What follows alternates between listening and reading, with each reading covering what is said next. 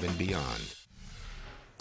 This morning, the president offering more answers, different ones, confusing ones, on his willingness to accept foreign influence information on a U.S. election. This is more and more Republican lawmakers are speaking out against his original remarks. With me now is Republican Congressman Mike McCaul. He's the ranking member of the Foreign Affairs Committee, also longtime served as chairman of the Homeland Security Committee, very involved in the security of U.S. elections. Congressman, we appreciate you taking the time this morning. Oh, thanks for having me, Jim. So first I want to begin with the president's comments here because they are relevant not just to 2016 but to 2020 when we know that Russia and other countries are attempting to interfere.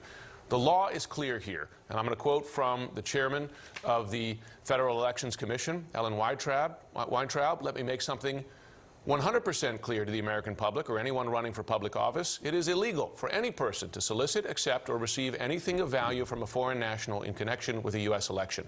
As you know, lawyers, the FEC, and others have found that information is something of value here.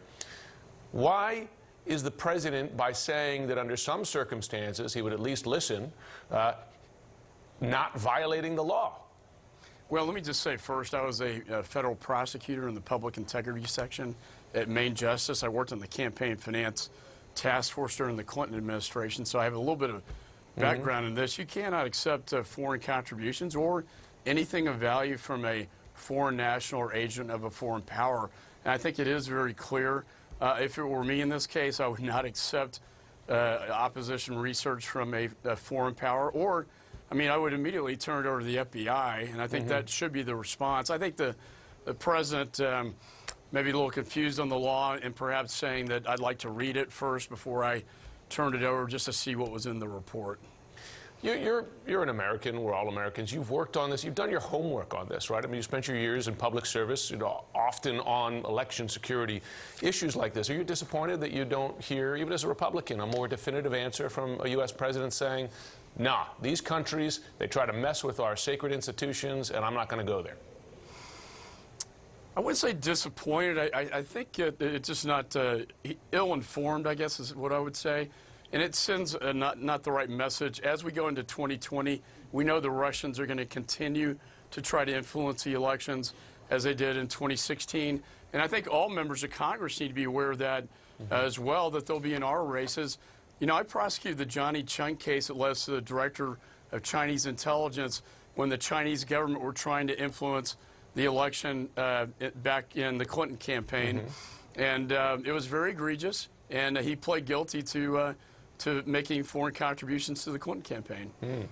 And we know China, we talk a lot about Russia, but we know China does election interference as well. This is nothing new. It's just they have a new tool. It's called the Internet. Yep. A powerful one. I want to get to how Congress reacts to this, because let's set aside 2016. Let's talk all about 2020. That's what's coming. Here's Senate Majority Leader, Mitch McConnell, defending Trump and turning the tables on Democrats. I want to get to what he's doing on the Senate side. Have a listen.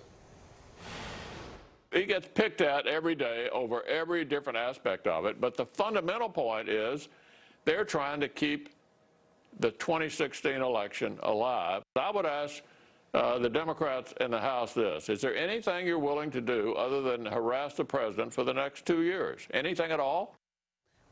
Oh, well, 2 points on that. One, the president was asked about 2020, not 2016. And Democrats, including Nancy Pelosi, have introduced a package of legislation addressing election security in 2020. But in the Senate, Mitch McConnell has blocked that. Marshall Blackburn yesterday wouldn't allow a floor debate on it. I wonder, when you look across to that other chamber up on Capitol Hill, are you disappointed with their actions here? And are they standing in the way of necessary steps to protect the 2020 election?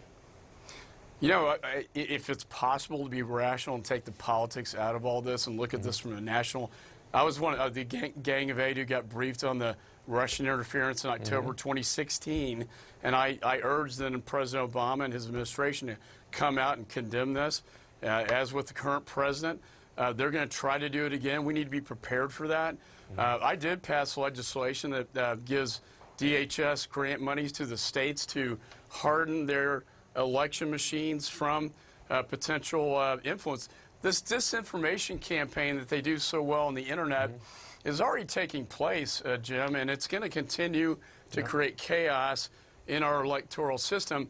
So we need to be able to identify it and call it out and let the American people know it's coming from Russia. It's not coming from any of the candidates in the United States. Yeah, and information is the weapon. It's the interference. I want to talk on another topic because it's happening now, and you've been very vocal on this. This is Iran. You have these attacks on oil tankers, attacks with intent, right, to show, hey, we can shut off the oil supply if we get messy here. I just wonder, as you look at the Trump administration's actions here as well, are you concerned that the U.S. and Iran are on a course here for military conflict? Well, there's no question it's escalating. I think the sanctions are having a crippling impact on Iran's economy. You know, 40% of their economy comes from oil. These waivers that were basically not granted to the 5 countries is having a devastating impact on Iran, which I personally think is a good thing. They're getting more desperate, and their response to this is to conduct strikes. A week after the waivers were rescinded, they started to attack. They shot a rocket near our embassy. They hit 4 oil tankers in the Persian Gulf.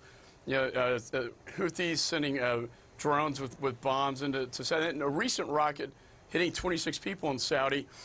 I think they're attempting to shut off all energy supply other than their own out of the Straits of Hormuz right now. We are there in a defensive posture, but also we want diplomacy. I think our aircraft carriers are a strong deterrent and provide that measure of diplomacy to work out an agreement with Iran, which is obviously very hard to do when you got the Ayatollah. Right. But a workout agreement, focus on diplomacy, I imagine, to head off war. Congressman Mike McCaul, thanks for joining the program today. We always want peace, not war. I hear you. Thank you, sir. Amen. Amen.